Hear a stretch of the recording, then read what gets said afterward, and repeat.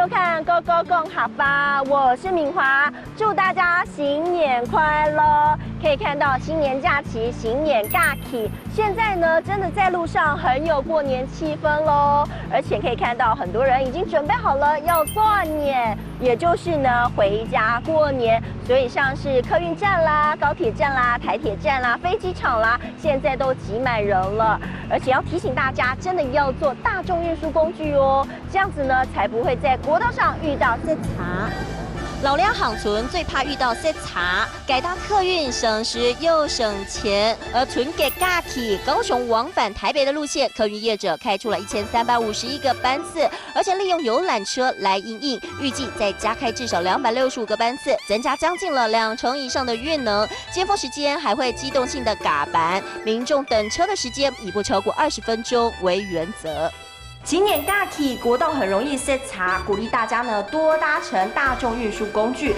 那到底什么时候是尖峰时段呢？也提醒大家最好避开这个尖峰时间。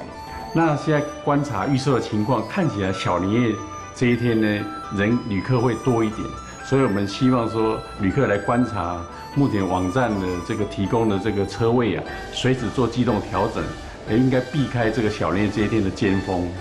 今年假期董威塞查，面对国道5号春节车潮，公路总局也做出了因应方式，客运增加班次，而尖峰时间3到5分钟会发车，候车时间不会超过20分钟。而宜兰总是旅游热门景点，现在也规划了红配绿的景点公车专程服务，鼓励民众多搭乘大众运输工具，别让塞查坏了出游的好心情。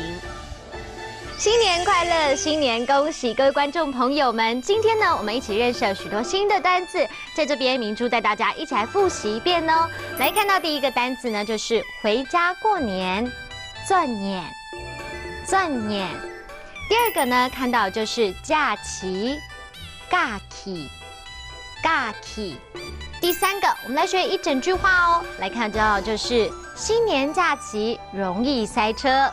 新年假期动会塞车，新年假期动会塞车，这样都有学了会了吗？